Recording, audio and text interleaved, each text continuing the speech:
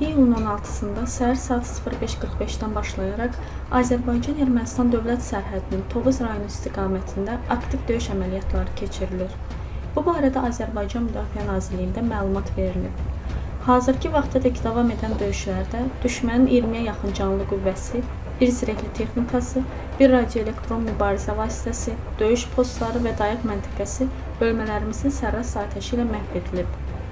Döyüşlər zamanı Azərbaycan ordusunun müddətdən artıq həqiqi hərbi xidmət qulluqçusu əsgər İsmailov Nazim Əfqanoğlu şəhid olub.